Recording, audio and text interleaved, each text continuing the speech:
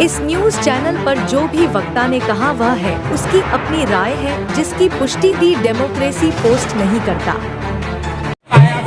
हमारे बीच जगबीर सिंह जी हैं और आप यहाँ देख रहे हैं सारे ही बौद्ध को मानने वाले और बुद्धिस्ट लोग हैं और परिवार सहित आए हैं और इसका नाम दिया है बौद्ध परिवार मिलन समारोह।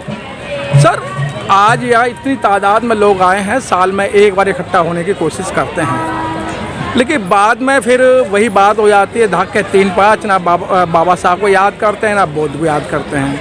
क्या इस तरीके के प्रोग्रामों से लोगों पर क्या असर पड़ेगा? देखो, प्रोग्राम तो कोई भी हो, असर तो पड़ता है, ज़्यादा पड़ता है थोड़ा पड़ता है, वो बात अलग है। और ये शुरुआत हमारे बौद्धाचार्य संत स्वरूप बौद्ध जी ने की थी और उसी परंपरा को भारतीय बौद्ध महासभा तब से निरंतर कर रही है। और इससे जैसे मेरी और आपकी यहाँ मुलाकात हो रही है, ऐसे बहुत सारे परिवार आते हैं, मुलाकात होती है आपस में। और बात रही कि इसका प्रभाव समाज में कितना पड़ता है, तो इसके लिए जो निरंतरता है बौद्ध विहारों की, बौद्ध विहारों में आना जाना, वो अगर लगातार बना रहे, उसकी निरंतरता बनी रहे, तो इसका और भी अच्छा परिणाम आएगा। सर, जिस तरीके से आपने बौद्ध विहार का नाम लिया, दिल्ली के अंदर बहुत सारे बौद्ध विहार हैं, लेकिन वहाँ एजुकेशन का कोई सिस्टम नहीं है। 8 दिन में 15 दिन में आते हैं और वो चलते बनते हैं। हाँ, ये आपने सही प्रश्न उठाया मैडम। और एक फालतू ले लेना इनसे। बौद्ध विहारों में भी कम से कम बच्चों के लिए एक धम्मा स्कूल होना चाहिए, भले ही वो वीकली हो जी। जिस तरह से मैं आपको उदाहरण देता हूँ, गाजियाबाद में संजय नगर में सेक्टर 23 में बुद्ध विहार है, मैत्रेय बुद्ध विहार। तो क्योंकि मैं अब गाजियाबाद में सेटल हो गया हूँ, राजनगर एक्सटेंशन में मैं जाता हूँ वहाँ, तो वहाँ हर संडे को धम्मा स्कूल वहाँ भंते विनयशील जी लगाते हैं। तो धम्मा स्कूल के माध्यम से बच्चे अपना 6 दिन अपने स्कूल की पढ़ाई करते हैं और 7वें दिन हर संडे को सुबह सर्दियों में 9 से 11 बजे तक, गर्मियों में 8 से 10 बजे तक 2 घंटे उनको धम्म की शिक्षा देते हैं, विनय की शिक्षा देते हैं। और वो बच्चे इतने कुशल हो गए हैं कि उन्हें पंचशील, आपको 4 आर्य सत्य, अष्टांगिक मार्ग, कर्णीय सूत्र, महामंगल सूत्र, महामंगल अट्ठगाथा, उनको बहुत अच्छी तरह से पाली में याद है और उनका वो बड़ी अच्छी तरह से व्याख्या हिंदी में भी करके समझाते हैं। तो इस तरह का प्रोग्राम हमारे दिल्ली के बुद्ध विहारों में भी हो सकता है, अगर वहाँ भंते जी आप वहाँ अपनी सेवाएं दें। और सबसे बड़ी बात है कि बुद्ध विहारों को संचालित करने वाली समितियां जो हैं वो इस तरफ ध्यान दें। तो भिक्षु तो धम्म प्रसारण के लिए है ही, उनका तो जीवन है ही धम्म के प्रचार के लिए। हर भिक्षु तैयार हो जाएगा अगर उनके वहाँ रहने की व्यवस्था हो जाए, उनके आहार की व्यवस्था हो जाए और बच्चों को स्पेस मिले वहाँ कि। लेकिन दिल्ली में तो आप जानते हैं हो क्या रहा है कि बुद्ध विहारों में केवल शादी ब्याह के लिए वो यूज होते हैं, उनके हॉल जो बने हुए हैं, और धम्म का कोई ऐसा काम वहाँ होता नहीं है। लेकिन हम चाहेंगे कि ये प्रयास किया जाए तो ये भी संभव है और इससे धम्म क्रांति बच्चों में आएगी, अगले पीढ़ी में आएगी, तभी धम्म क्रांति हो सकती है। जगबीर सिंह जी कहते हैं कि धर्म आगे नहीं बढ़ रहा है, बहुत बड़ी चिंता का विषय है।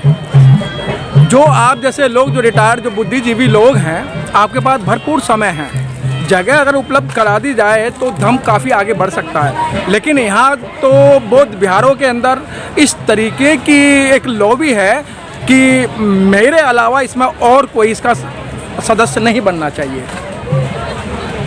मुख्य कारण यह है कि जो बौद्ध विहारों को संचालित करने वाली समितियाँ हैं, वास्तव में या तो वो जानबूझ करके या अनजाने ही बुद्धिज्म को समझा नहीं है। जिसने बुद्धिज्म को समझ लिया है वो ईगो वहाँ नहीं आएगा, वो केवल बुद्ध धर्म का प्रचार प्रसार पब्लिक के मानव कल्याण के लिए, जन कल्याण के लिए कैसे अधिक से अधिक लोगों का जन कल्याण हो, इस पर बात होगी।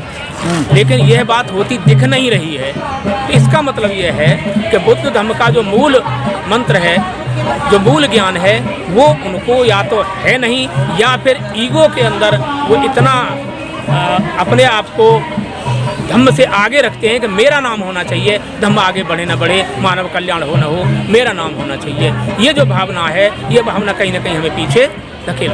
जगबीर सिंह जी, एक चीज़ और देखा गया है, जो बौद्ध धर्म से संबंधित लोग हैं, बड़ी एक कठोर सवाल है कि जब वो अपने बेटी बेटों की शादी करते हैं, लड़की की शादी करेंगे तो कहेंगे कि हम तो प्योर बौद्धिस्ट हैं, हम लेना देना नहीं जानते हैं।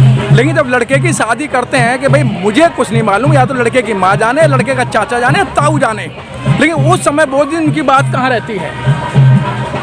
देखो, इस प्रश्न का भी उत्तर यही है कि बुद्ध धर्म को समझ नहीं पाए हैं। मैं अनेक उदाहरण आपको ऐसे दे दूंगा जिन्होंने बेटियों की शादी की है, न तो एक पैसा दहेज का लिया और पूरा संस्कार उन्हें बौद्ध रीति से किए हैं। अभी गाजियाबाद में मेरे साथी हैं केशव जी, रेलवे में, उनका बेटा पंजाब नेशनल बैंक में मैनेजर है, लड़की यहाँ वैशाली यशोधरा जो यशोदा हॉस्पिटल है उसमें है, और पूरा बौद्ध रीति से शादी हुई मेरठ में, और कोई भी एक पैसा का लेन देन दोनों तरफ से नहीं हुआ। तो ऐसी बात नहीं है, लोग समझ रहे हैं, लेकिन प्रचार प्रसार आप जो कह रहे हैं उसका ज़्यादा होता है, इन बातों का कम होता है जी।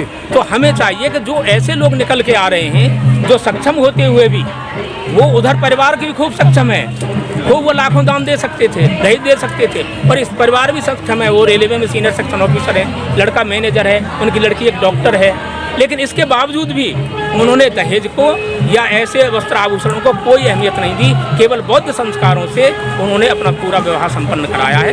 तो ऐसे लोगों का प्रचार प्रसार हम करेंगे तो ये बात औरों तक जाएगी, औरों को भी प्रेरणा मिलेगी कि ऐसा भी हो सकता है, क्योंकि दाम्पत्य जीवन में जुड़ने का मतलब है सौदेबाजी नहीं है, ये आपस में दो व्यक्तियों का आपस का विश्वास है और जीवन भर रखना है, ऐसे विश्वास को कायम रखना है, तभी दाम्पत्य जीवन सफल होता है। बाबा साहब डॉक्टर अम्बेडकर कहते थे कि अगर सच्चा दोस्त कोई है दुनिया में तो सच्चा दोस्त पति और पत्नी के अलावा और कोई तीसरा दोस्त बन नहीं सकता। कि दोस्त का मतलब ये है कि दो अस्त हो गए, जहाँ दो अस्त हो गए एक हो गया तो एक परिवार बनता है। इसीलिए ये परंपरा जो है बौद्ध परंपरा के संभव है। दहेज को मान सम्मान और सामाजिक प्रतिष्ठा का आज जो प्रचलन चल रहा है कि हम चर्चा करते हैं उनकी, जिन्होंने ज़्यादा दहेज मिलता है, अगर उसको बड़ा अच्छी शादी हुई है, लेकिन इनकी चर्चा नहीं करते कि बड़ी अच्छी शादी की है, बौद्ध संस्कार से की है, संपन्न होते हुए भी कोई दहेज नहीं लिया है। हम इन बातों की चर्चा करेंगे तो ये बात फैलेगी लोगों में और उनका मान सम्मान सामाजिक प्रतिष्ठा उनको मिलेगी। तो मेरी ऐसी राय है कि लोग इस तरफ आएगा। ठीक है, बहुत बहुत धन्यवाद सर।